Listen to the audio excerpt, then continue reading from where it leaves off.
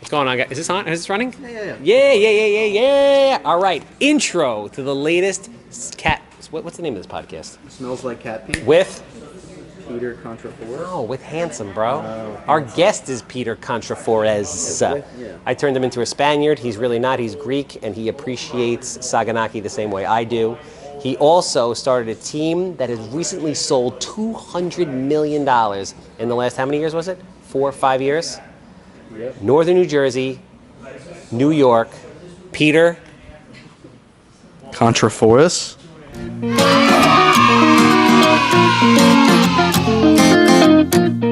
Episode of Smells Like Cappy with Handsome. I'm your host, Charles Weinraub, aka the Handsome Home Buyer, aka Captain Perman, aka El Judío Maravilloso. We are fired up. Man, rates are rising down. Hell no, the kid's calling it right now. Rates are going to keep going. You're going to see 7s. You're going to see 8s. You might even see 9s, 10s, 11s, and 12s, and it's not that far away. But if you're going to work with a lender, the sponsor of this podcast, Cardinal Financial, my Sauerzolo, Cardinal Financial. If you're a realtor or if you're an investor, you have to have a lender that is underwriting every single buyer in this market. Because as rates move and as a lot of jokers come into the industry that don't have the experience, that we're just doing refis that anybody could do, deals are going to start falling apart. Sauerzolo, he's my guy. Hit me up if you need his info. We're going to put his contact information down in the comments, in the description box. But you need him or somebody like him. Obviously, I'm the Handsome Home Buyer. If you have a house that smells like cat pee, you know I want to buy it. Hit up the kid. And if you have any kind of permit issue across Long Island, coast to coast, tip to tip, and I'm talking about Montauk all the way to Elmont, we got you. 516-513-8838. All right, we have a great guest. Peter Kontrafouris. He's Greek, but I keep doing it with the Spanish accent because everybody knows I was Spanish in a previous life. He runs a team out of Jersey, so it's Jersey and Northern New York. I made you Spanish. I'm sorry, dude. I'm really trying not to, but like I just go that way all the time. I love it. No, thank you. I appreciate the kind words too. So listen, you were really great. You're an absolute gentleman. You were one of the few people from the event that reached out and was just, very nice and super supportive. And you really had a lot of great things to say on the panel. So, thank you for being that guy. And thank you for taking the time out to chat it up with me on here. Absolutely. Thank you. Thanks for having me. So we started talking before, and I said, save these gems for the podcast because the people need to know. You're like, do you see the market shifting? Like, what do you tell me a little bit about what you and your agents are and now in the market? So I still obviously feel like it's still a strong seller's market, but I wanted to get your take on it just because we are in a little bit of a different market from like Orange County, New York, where I am, to what county is most of your business in? I do Nassau and Suffolk County equally. Okay, so I would imagine the markets are pretty different, but I really do like still obviously feel like it's a seller's market, but I'm just noticing more and more offers getting accepted rather than like a few months ago when we would just put offer after offer and like really good offers too, like conventional 20, 30% down offers and still get denied. We got beat out by somebody. So I'm noticing now, like we have a little bit more of a shot, and I don't know what that is. If it just like the buyer pool kind of weeded out, now the interest rates are a little bit higher. So I'm not sure exactly what it is, but I'm just noticing like it's obviously still a strong seller's market, but awesome fact is that we're getting offers accepted, and it feels awesome for some of these buyers because they have a shot now. Points. So what am I seeing on my end from the fix and flip, bringing a lot of product to market, from like 1 to 4 a week? So what I'm seeing is there's still a lot of buyers. What was going on before was just fucking pandemonium, right? Like that wasn't normal. That wasn't sustainable. Yeah. That wasn't healthy. But we got a year out of it, maybe even a little bit more, a year and a quarter, maybe a year and a half. I am still seeing a lot of offers, not quite as many. There's still a lot of people going to see houses. The absorption rate on Long Island right now in Nassau and Suffolk County is like 1.8, 1.7. So there's still no inventory. Yeah. The issue that I am seeing, like I was just saying in my insane spiel before you popped on was there's a lot of buyers. There's not a lot of qualified buyers. Yeah. That's the problem. So as rates have adjusted from 2.75, 2.5 to 5.5, 6% in a lot of cases, a lot of these people, I mean, the overwhelming majority are nowhere near as qualified as they used to be. Yeah. And so basically anybody at the bottom level of the market is literally priced out until there's an adjustment in values come back down. But I don't think values are coming down anytime soon because real estate's like a slow moving ship and there's still no inventory and a shit ton of pent up demand. So I think you're going to really have to get creative with the type of financing, making sure these people are scrubbed very, very, very well, and to make sure that you're putting out a superior product priced right. Otherwise, the market's going to get mortgage bank business. The mortgage industry is really going to get jacked up. You're going to see a lot of realtors also fall out of the business only because there's not enough business. So it's what happens every 4, 5, 6, 7 years, up, down. But this is kind of a funky situation because they have, as inflation is controlled, as no inventory coming back. It's really funky. Yeah.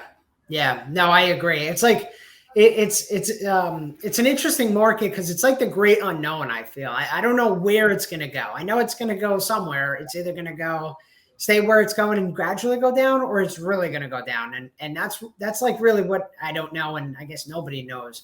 But it's really like up in the air. I feel. I mean, it's definitely very, very strong. Probably even better than last year to sell your house. I'm noticing. I think the values are a little bit more, but it's like, where are they going to go? Like, did they plateau and are they just going to shoot back down, or is it going to gradually go down? So I think it's going to be a slower grind down. Again, real estate's always a slow moving turning ship. It's not like the stock market. Depending on how aggressive they raise the rates is obviously how quick. But, this kind of stuff is due to you and I because we're young. We haven't been in the game that long. Like, how long have you been in real estate for? So I got licensed 2015, and then I didn't become full-time till 2017. So I really count it as like I've been in the business for 5 years because prior to that, I wasn't really, really partaking in the game. So you and I are in a similar ballgame. I've been full-time as an investor for 6 years, and kudos to you for having so much success in such a short period of time. That's amazing. But what you and I don't have is we don't have a tremendous amount of experience historically. So I just got the phone for this with like the guy whose basically family has been in mortgages for like the last 60 years. So he personally has seen 4 or 5 cycles. And he's like, I'm telling you exactly what's going to happen. He's like, I agree with you with the grind down with this. He goes, he thinks it's going to happen a little bit faster than I think it's going to happen. But he said creative financing, having good mortgage partners, making sure that, and he's not even in the mortgage world anymore. He's done. He's like making sure that you can get these people qualified so they understand. Because at the end of the day, they're not buying a price. They're buying a monthly payment. Yes. I say that to everybody. And everyone's like, what do you mean by that? But you're right. They don't care about what the interest is. They don't care about what the price is. They care about if they can afford it or not. I agree 100%.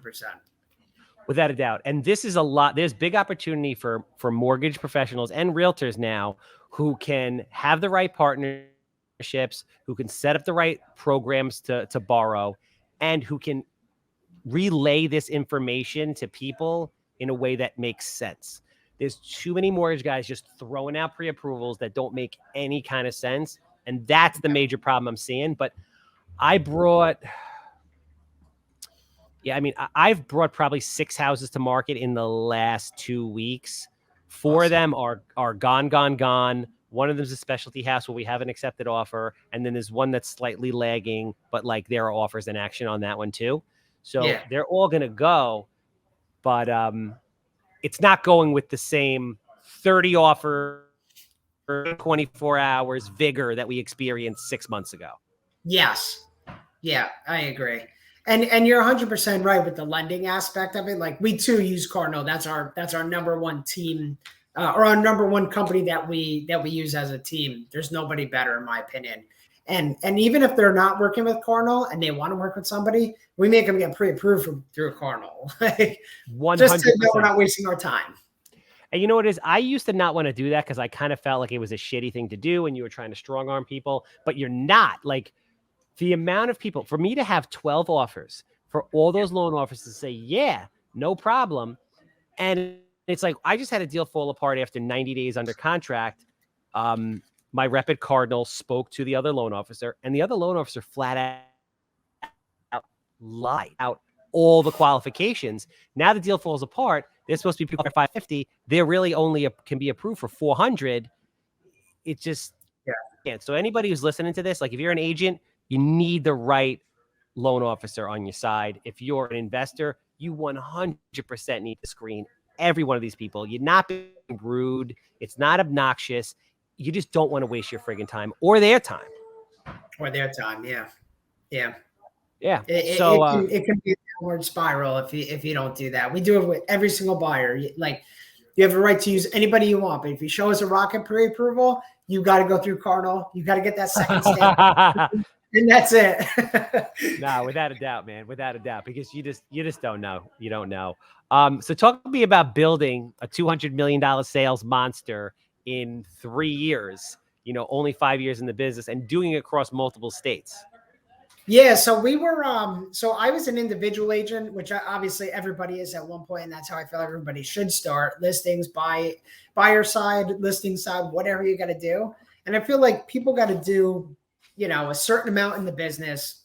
You know, I think in New Jersey, in our area, we do like, you know, the bar is like 20 million to be platinum, if you will. So that was my goal. I didn't really want to start a team, and I didn't feel like I should start a team until then. So I did platinum, you know, a little bit before the pandemic. And then I'm like, you know what? I'm starting to get busy. I want to pass buyer leads along to my team. And we started a team like naturally and organically, you know, and it wasn't like I was heavily recruiting or anything like that. And we just got the right people. Like we just have people that want to work and take it seriously, take it with a passion.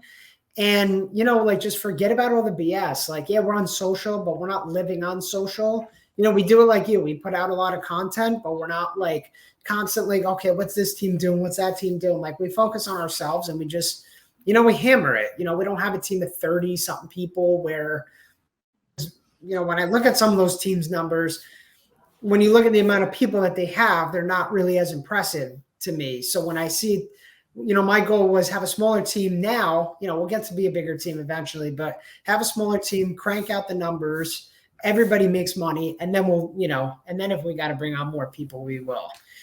That makes sense. Yeah. My boy, Mike Murphy says bigger isn't better. Better's better. You know, you could have, and that's the thing. You guys say the same thing about flipping houses. Like, oh, I'm flipping 20 houses, 30 houses a year. But you know what? Like, if you're making $1 million flipping 50 houses a year, and a guy's making $1 million flipping 2 houses, who's better than that guy? Right. You know, nobody. So it's quality over quantity, which brings me to this. Like during your recruitment process, are you so the traditional brokerage model is they'll take anybody with a pulse. You know, and agents are like, oh, I got hired. Like you didn't get hired. They'll take anybody with a pulse. You don't cost them anything. So how selective are you, if you are selective at all? And it sounds like you are, when deciding if someone's going to become a member of your team or not. Yeah, so we're extremely like, I mean, we get reached out to all the time from people like that want to join the team or whatever the case may be. And we're you know, we don't take every single person. I mean, we're very selective with it. You know, you should do a certain amount of deals. We encourage full-time, even though we have a couple guys that aren't. Either they're, you know, I have a guy who's a police officer, another person who's a school teacher. So, I mean, we'll make exceptions, but you know, for the most part, I want you full-time and I want you in the game. And, you know, it's super important. It really is, like, you know, but yeah, to answer your question, like we're very selective. We don't just pick anybody with you know, we don't mind if you're new, if you're willing to work. No, that makes sense. Talk to me about the difference in New York and Jersey, right? So I've never done business in New Jersey. I know a couple of flippers that like, you know, that do business in both New York and New Jersey, or used to be in New York and then went to Jersey. I've heard they're kind of like, they're kind of like siblings in the sense that they're a lot of shorts, a lot of bureaucracy, building department bullshit. But I've heard that there's a lot more opportunity in Jersey versus, Long Island, the boroughs, because Long Island, the boroughs is just like Animal House. Very difficult thing to do anything. So, I mean, a lot of my business, believe it or not, is not a lot of the flip game. I don't have a lot of fix and flip investors, because I feel like it for a while, especially in our area with the price point, it was becoming harder for people to flip. But I've seen work that you do, and I've seen a lot of flip work, whether it's people that I've been working with or other people outside. It doesn't hold a candle to your flip. I mean, a lot of the flips that we see is, put a lipstick on a pig and call it a flip, and it's not at all. Like, it's really bad. So a lot of them I don't even really consider flippers. I think maybe, believe it or not, I see people more in my area that are buying like 1 or 2 homes, and then they flip it and then call themselves a flipper. Got it. No, I understand. But even so, let's say even from like on the retail side, transactional retail side, it's as far as price point, inventory, types of buyers, types of sellers, are the markets pretty similar, New York and New Jersey?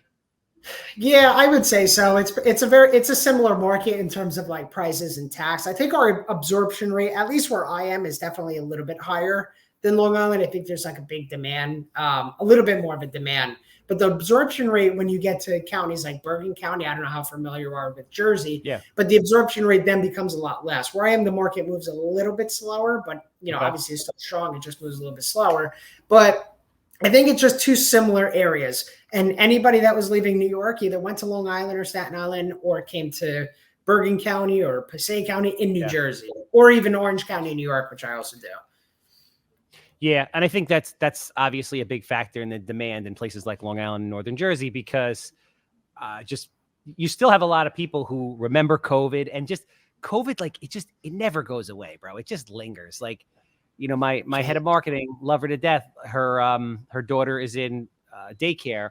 All of a sudden, somebody at daycare gets COVID. They have to shut the freaking school down. She has to be quarantined for the next 10 days. People don't want to deal with that shit in an apartment anymore. Oh, 100%. They want space. They want to be able to go outside. It changed everything. It really did. Yeah. So that's why, that's another thing that's probably propping the market up. But again, that's just going to cause the government frustrates the shit out of me, because it's like, you fucking guys created this goddamn problem. Like, COVID hit. All right.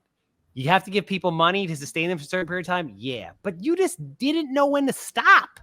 Yeah. And you didn't have to be a rocket science to be like, yo, you just can't giving people free money because you want to get votes. Now you have freaking hyperinflation. Now they have to jack the rates. Unless there's some weird thing that I don't know about, some evil mystical plot to be able to pay down the national debt by devaluing your currency. I don't know why the hell this happened. Which I'm going to guess there's probably not any way to pay down the national currency. I'm going to guess there's not. But no, you're right. They just handed out money, and not just like unemployment checks. Yeah, like they handed out to SBA, EID. I mean, you name it, it was being given out. Everything. PPP, another one. It was given out to everybody, and a lot of times they didn't really either deserve it or need it, which is causing the problem, because it really did. Now all of a sudden you had a lot of cash buyers in our area, which we've never seen before. So many cash buyers. Yeah. So you have people that got used to sitting around doing nothing who don't want to work. So there's the one problem. You have a lot of people. Yeah. You have a lot of cash out there. You have crazy inflation. It's a cluster. Yeah. Yeah. It really became a cluster. That's why we're in the position we're in. Yeah. All right, my man Lou just asked both of us a question. So Lou just asked Charles and Pete, do you feel we're close to topping out on the mortgage rates?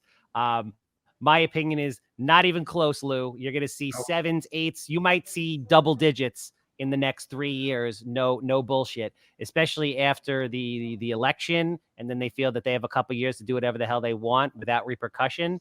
I think it's the only way they can keep this under control. Pete, what do you think? Well, I hope we don't go up that high. 10s and 12s sounds scary. Yeah, it's possible. I mean, it's very well possible. I don't think we're anywhere near the top of the market with the interest rates. So I think we'll probably be like 6 or 7 in no time. I really do. And I really don't hope they go up much higher than that, but you never know. It could. Yeah, no, I did a bunch. I thought this was coming last year, so I put together like 40 of my rentals and put together a bunch of packages to do refinances. And I closed the big one at 3.85. I was a little bit later on a second one because the banks got hung up and it was like 4.5. And now I have like 7 houses that I'm just trying to refinance that I'm having such a hard time getting a rate that isn't crazy. But I think on the investor side, you could see banks stop refinancing because it's getting too crazy and the numbers don't work. Yeah, well, they did that with home equity lines. Like, for instance, I went for a home equity line, and Wells Fargo was like, forget that. Like, we're not doing it. And now I think TD Bank does it, but there's none that, and some of the smaller banks too, but there's none that want to do it. So what's to say they wouldn't stop like the refinancing from happening? Yeah, and the big thing with credit lines is, and I have buddies that hit me up all the time, like, yo, I'll just get a line of credit. I'm like, bro, lines of credit scare the shit out of me because when rates move or when there's some kind of issue in the economy, which is going to happen every 5 to 10 years, they have the ability to just cut your credit line. And if you don't have that money pulled out, you're going to lose the ability to tap into it in the time where you really need it, because that's when there's opportunity. Yeah. And they can do it overnight too, which is the scariest thing. Yeah, they can do whatever they want. Yeah. So now just from because I want to ask you, you're more of a fan of a refinance situation as opposed to a home equity line? So for me personally, I consider myself to the outsider looking in, I do a lot of wild shit, right? But from my standpoint, I'm a very conservative investor. So I like to know what I'm getting into. So I like the idea of a refinance with a fixed term because I've budgeted for the worst case scenario. I know exactly what's going to go on. So all these refinances that I did, I might have paid a little bit more, but I locked in with 30-year financing on some and 10 years on the commercial stuff because I didn't want to get stuck in 5 years at a 9.5%, 10% interest rate environment and then have to refinance. So I always set myself up for that. I know that no one's going to pull my credit line. I know that my rate isn't going to be adjustable and like shoot up to hard money rates. And I always have a plan for the cash. And if not, I don't leverage the shit out of my deals. Like I'm doing refinances at like 60, 65% LTV max. So there's plenty of equity there. The debt service coverage is always 1.25 or better. These properties aren't like starved for cash. Yeah, which is smart, which is very smart. But you got that. You have an MBA from NYU, right? So I have it. Yeah, well, that's awesome. That's awesome.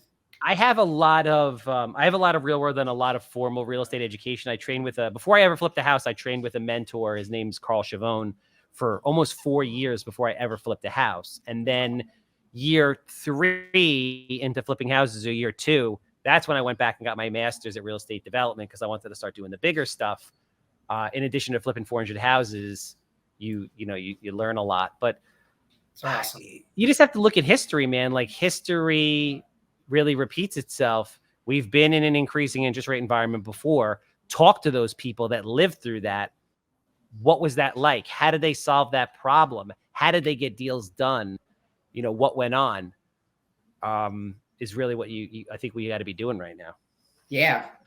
And I wish that I saw like a 2008 market because I just wasn't in it yet. I was still in high school at that point, but I know it's there and it could happen easily. And, I just try to read. That's, I think the best thing you can do. Yeah. Read and just, talk to guys like you and, and constantly just be expanding your knowledge because, those are the guys that will get through it, and whoever's nimble enough to make it through and work with what's going on is gonna prosper.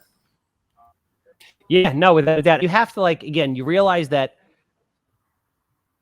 we're doing so many deals that we could feel the market. Like it's very cool that you got on the phone with me, you got on this podcast, you were like, yo, bro, do you feel a shift? Because it's a shift enough that you would feel it because you do so much volume. But it's not so drastic that the market's coming to an end. But now that hey, we've hit that level. There's a shift coming. Where are we going? Now you have time to prepare and adjust. And now it's really important to reach out to guys that have been doing this for 30 or 40 years who you respect. Hey, this is what happened 30 years ago when the same thing happened. Yeah. No, I too also like that's part of my 5-year plan is also getting into the flip game and more. I have a knowledge with it, from a surface point, but I definitely want to do now, more investment, more flip stuff. I'm, more of a long-term rental guy right now. What I'll do is another thing I really want to get into is like Airbnb market. I know that's in my area. This could be considered like a vacation area or weekend residence predominantly area. So that is also something I want to get into. But the flip stuff, I think that if you're in real estate, you should always be looking for flips. You should. And I think you have to do it right and all that stuff. But if you went from doing 100 deals and the deal flow gets shorter, then you can maybe subsidize that with a flip or something done right, of course, because obviously you know better than anybody else. Like, and I've seen it, like you can lose your shirt on flips. So the irony is, right, and we could obviously have different opinion and kick it around because that's what these things are for. I discourage people from flipping and to be very careful with Airbnb all the time. So if I could turn back time, so check it out. If I could go back 7 years and design my business differently, it would be very different. I would be a marketing machine that brings in deals and wholesales them out, because flipping houses is a fucking pain in the ass, bro. It's sheer pandemonium all the time. Like, I have an insane amount of people that work for me. I have 40, 50 people that work for me. I have millions of dollars on the street all the time. There's all kinds of risks. There's the managing component to all that. You could be a marketing machine, bring in opportunities, wholesale those deals out, make pretty much the same amount of money with absolutely no risk, minimal risk, and then take that money and then roll it into rentals, which is really what this game is all about. Like, I flip houses to buy rentals. Brian Carp is a realtor from Long Island. I don't know if you ever heard of him. Have you? I believe I heard his name. Yeah. Brian Carp, 3 years ago in 2019, right before the year before COVID hit, he sold 205 houses by himself. God bless him. Savage man, like the most savage, the most disciplined human being on the face of the earth. So him and I are like, we're running parallel worlds. So he's selling a ton of houses with no risk and buying rentals, and I'm flipping a ton of houses with a shit ton of risk and management and oversight needed and buying rentals. We're both getting to the same place. We're just doing it differently. So, and the thing with flips is flips are so labor intensive that, like, maybe you'll do a flip and you'll make some money, but I guarantee you're going to sell less houses because you're going to be chasing contractors and tile and fucking bullshit. Yeah. So I always tell people to really work on the core business. I do think you should buy as many rentals as humanly possible. That's what I do think. The Airbnb thing, my thing with Airbnb is, and I don't know a tremendous amount of Airbnb. I just know that, like, everybody's into Airbnb, and Airbnb is not legal everywhere, even though it's not being enforced. It's not legal everywhere. And then I don't have a problem with Airbnb just as long as the property cash flows as a regular rental. So if you're going to buy an Airbnb at an insane number because you're going to Airbnb it and you're going to get crazy money and you're making really good money, but like the moment that market disappears or they implement regulation because the hotel people are pissed because they're losing a shit ton of money, right? What happens to that rental? Just as long as that rental can be a regular rental and make money, I'm cool with Airbnb. Otherwise, Airbnb scares the hell out of me. Yeah, no, you're right. And I actually do see that too. I mean, I'll see people buy houses at a, like a lake property or something like that. We live on like the second biggest lake in New Jersey. And I'll see people buy these lake houses at like extremely, extremely inflated numbers. And they're like, well, I'll just Airbnb it. But I'm like, how much is that house going to rent for in a normal rental situation? You're going to be lucky if you get $35,000 to $4,000 for it. So, I mean, which probably, depending on what your mortgage and your taxes are, is probably not even going to cover it. That's my point. There's a lot of that. And bro, I hear it every day. I have at least 3 people every day who are like, Airbnb. And, you know, you have experience, you understand the market, you know how to underwrite these deals, whatever. I'm talking about people that don't know shit. And they're just like, I want to get an Airbnb property. Like, that's when you know it's you know, the end is near. The end is near. The end is near. That's great. You really got to know. Ryan Serhant always says, real estate's great. You can make a lot of money and become very rich, but it's also a place where you can, you know, lose your life if you really do things the wrong way. So, yeah, I mean, listen, Ryan Serhant's making tens of millions of dollars a year selling other people's shit, looking great in a suit with no risk, right? I mean, he has his business, he has his brokerage, but at the end of the day, if the market tanks, he doesn't have to worry about it. He doesn't have money invested. So my opinion, you have the best model there is. Scale that team with freaking high producing agents to the moon, take all that money, go buy good quality rentals with it, and you'll be set up for life. I love it. I love it, man. I'll always be asking you for advice. So no, and vice versa. Listen, you know, I really appreciate you coming out. I appreciate all your insight in the market. It's cool to know what's going on in Jersey. I appreciate you being a gentleman and being supportive. You know, if there are any agents out there that are looking to come to a high quality team in Northern New York or Jersey, how do they get in touch with you? Where do they find you? Social media, at Pete Kontrafouris, or my email address, peterkontrafouris@gmail.com, cell phone number 97. I don't know how much of this you want. Whatever you want to put out there, bro. 973-318-1484. And you can find me there. That's what's up. Obviously, I'm the handsome home buyer. You know, house, cat pee, stinks, trashed. I want to buy it. Captain Permit's got you on the permit front. And if you haven't reached out to Sal Rosolo, Cardinal Financial, I don't know what you're waiting for. He's my go-to guy. He should be your go-to guy. That's a wrap. Awesome.